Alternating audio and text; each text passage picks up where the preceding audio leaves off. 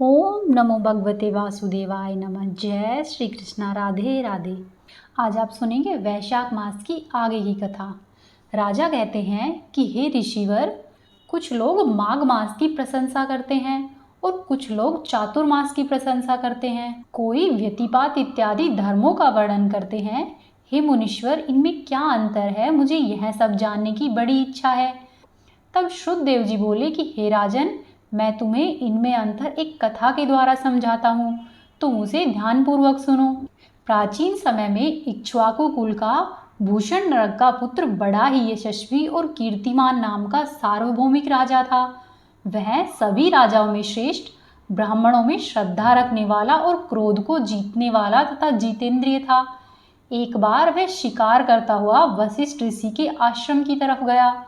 मार्ग में जाते हुए उसने उस महात्मा के शिष्यों को वैशाख के महीनों में धर्मों को बारंबार करते हुए देखा।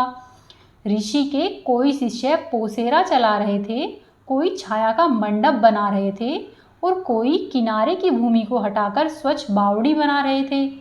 कहीं पर वृक्ष के नीचे बैठे हुए राहगीरों को वो शिष्य हवा कर रहे थे और कहीं पर ऊख दान कर रहे थे, कहीं पर गंध और कहीं पर फल का दान कर रहे थे और मध्याह्न में छाते देते तथा संध्या के समय वो शरबत पिलाते थे।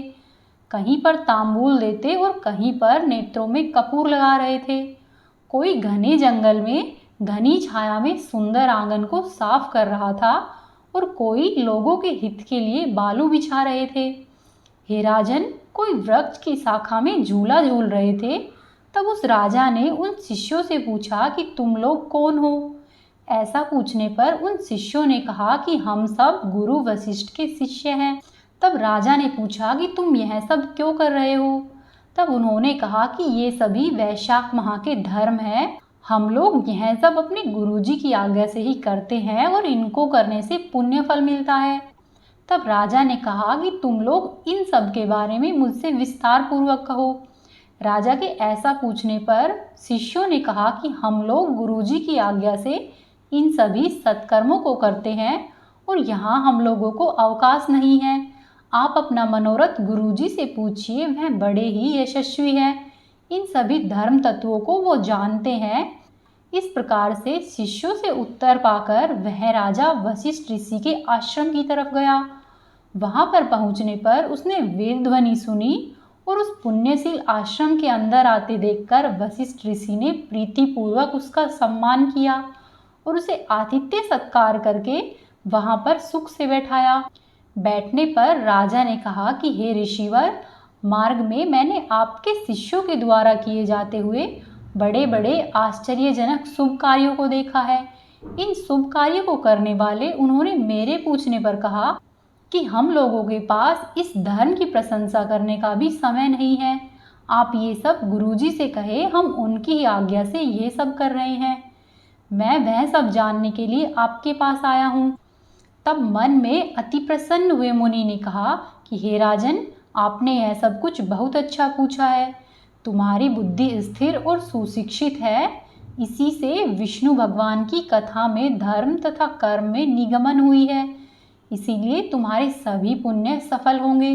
फिर आगे मुनिवर कहते हैं कि हे राजन, जो वैशाख के महीने में स्नान करता है वह मधुसूदन भगवान का प्रिय हो जाता है। सब धर्मों का अनुष्ठान करके जो वैशाख के महीने में धर्म नहीं करता तथा स्नान, दान, पूजन और इस महीने में पुण्य नहीं करता है, श्रीहरि विष्णु उस पर से अपनी कृपा दूर हटा लेते हैं। जो भी बिना स्नान किए हुए और बिना दान दिए हुए वैशाख के महीने को बिताता है वह कर्म से चांडाल होता है, इसमें कोई भी संदेह नहीं है। वैशाख के महीने में कहे हुए धर्मों से जिसने हरि भगवान की पूजा की है, हरि भगवान उससे ही प्रसन्न होते हैं और उसके सभी प्रकार के मनोरथ पूर्ण कर देते हैं। इसीलिए हे राजन, सदा ही मधुसूदन भगवान की भक्ति करनी चाहिए। जल से ही जगन्नाथ विष्णु जी की पूजा करने पर सभी प्रकार के क्लेश दूर होते हैं। इसीलिए हे राजन, तुम भी वैशाख के कहे हुए सभी धर्मों का पालन करो। तुम्हारे राज्य के सभी मनुष्य को यह शुभ करने वाले कर्म करने चाहिए। जो भी अधम मनुष्य वैशाख में कहे हुए धर्मों को बहुत अच्छे से नहीं करता है, हे राजन तुम उसको दंड दो। इस प्रकार गुरुवर से वैशाख के सभी प्रकार के धर्मों को जानकर वह राजा भक्ति पूर्वक गुरुजी की पूजा करके अपने घर पर आया और गुरु के कहे अनुसार ही सभी प्रकार के धर्मों को करने लगा। वह भक्तिमान राजा देवों के देव निरंजन पद्मनाभ केशव भगवान के अतिरिक्त और किसी को स्वप्न में भी नहीं देखता था। हाथी पर नगाड़ा रखवाकर उसने बंदियों से यह घोषणा करवा दी कि 8 वर्ष से लेकर 80 वर्ष तक का जो भी पुरुष सूर्य के मेष राशि में रहने पर प्रातःकाल स्नान नहीं करेगा वह दंड को पावेगा और वह मारा जाएगा और अवश्य ही देश से निकाला जाएगा। पिता हो या पुत्र हो, भार्या हो अथवा मित्र हो, जो भी वैशाख मास में धर्म नहीं करेगा मैं उसे अपने शत्रु के समान समझूंगा। प्रातःकाल सुंदर जल में स्नान करके ब्राह्मणों को दान दे तथा यथाशक्ति पोसेरा चलाने इत्यादि पाप नाश करने वाले धर्मों को अवश्य करे। धर्म शिक्षक ब्राह्मणों को गांव-गांव में नियुक्त किया तथा 5-5 गांव पर एक-एक अधिकारी नियुक्त कर दिया। धर्म छोड़ने वालों को दंड देने के लिए 10 सवार नियुक्त किए। इस प्रकार से उस राजा ने सर्वत्र प्रबंध करके शासन किया। यह धर्मरूपी वृक्ष सब देशों में विस्तार पूर्वक बढ़ता चला गया।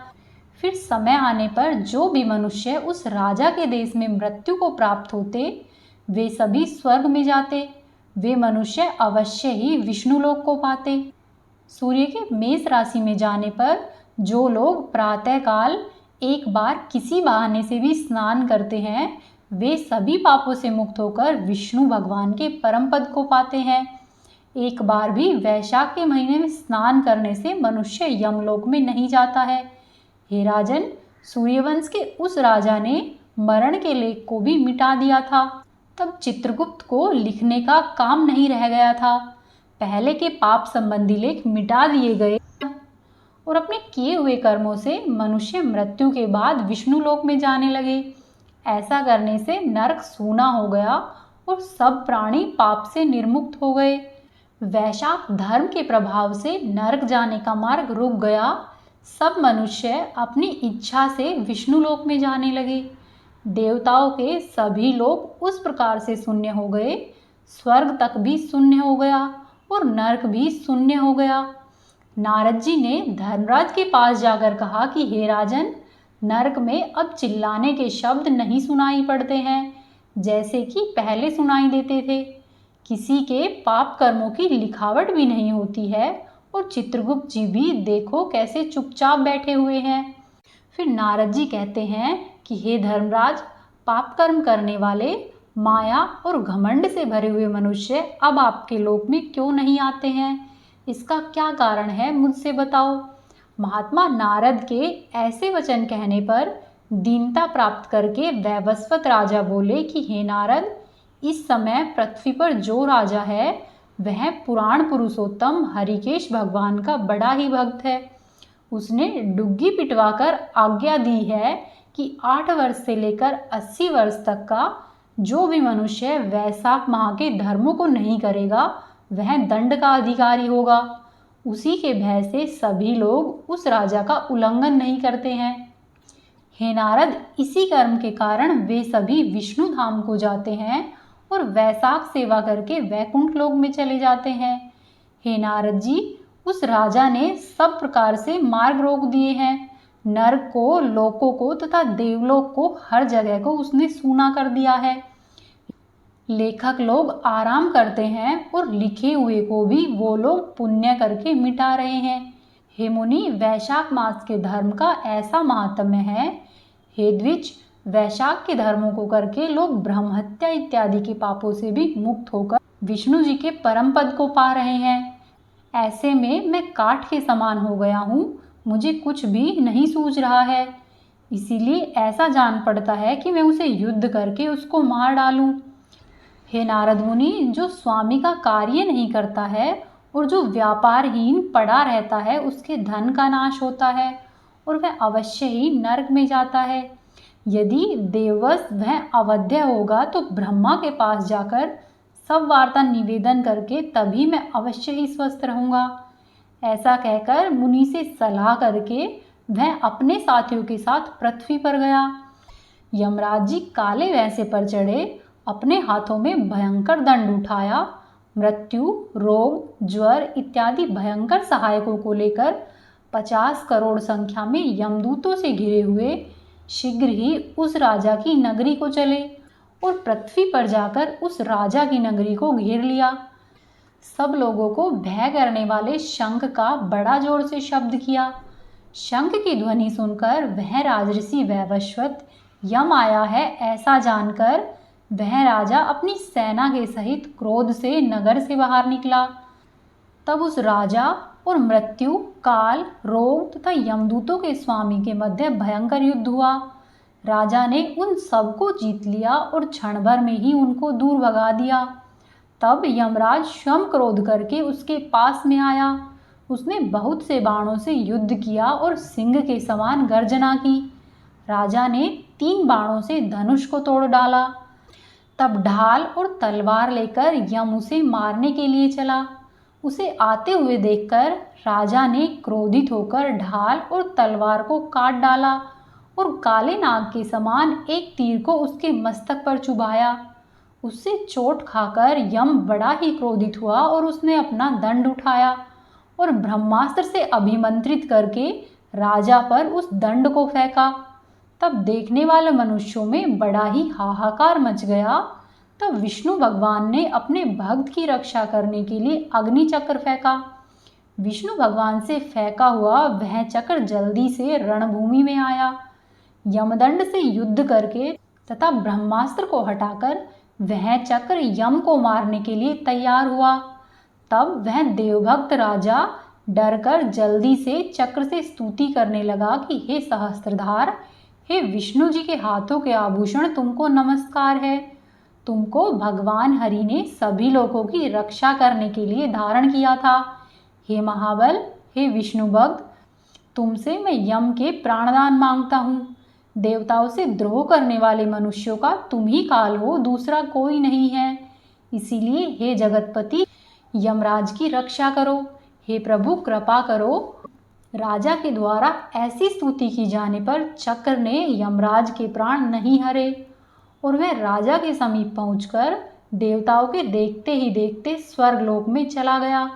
तब यमराज बहुत ही निर्विघ्न होकर ब्रह्मा जी के स्थान को गया। वहां पर मूर्तिमान तथा अमूर्तिमान प्राणियों से घिरे हुए ब्रह्मा जी को उसने बैठे हुए देखा। ब्रह्मा जी सब लोगों के पितामह हैं। अनेक लोकपाल और दिक्पाल वहां पर विराजित थे। यम उन सब के मध्य में वधू के समान लज्जायुक्त होकर पहुंचा और उसने मलिन मुख किए हुए पृथ्वी के तल को देखा और पास में बैठे हुए लोग यम को आते हुए देखकर आश्चर्य से आपस में कहने लगे कि यम यहाँ पर क्यों आया है? लोक में सृष्टि करने वाले पितामह से यह क्यों भेंट करने आया है? यह रविसुत तो एक क्षण के लिए भी व्यापार शून्य नहीं रहता है। यह यहाँ पर किस लिए आया है?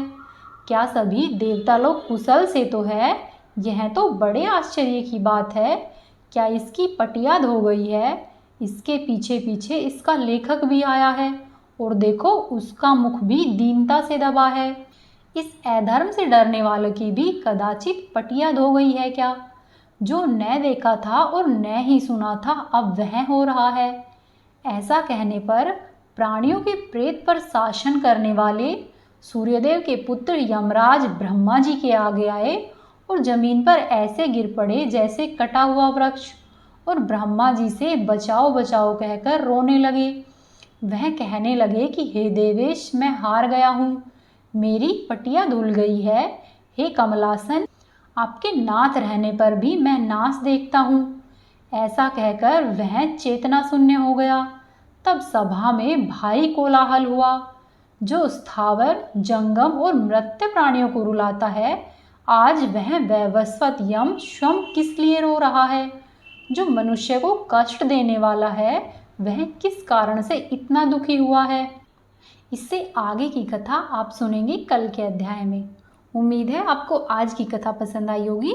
आपसे एक निवेदन है, यदि आपने अभी तक चैनल को सब्सक्राइब नहीं किया है तो चैनल को सब्सक्राइब कर ले, वीडियो को लाइक करें और वीडियो को शेयर करें। आपका दिन शुभ और मंगलमय हो। जय श्री कृष्णा। राधे राधे। ओम नमः शिवाय। ओम नमो भगवते वासुदेवाय नमः।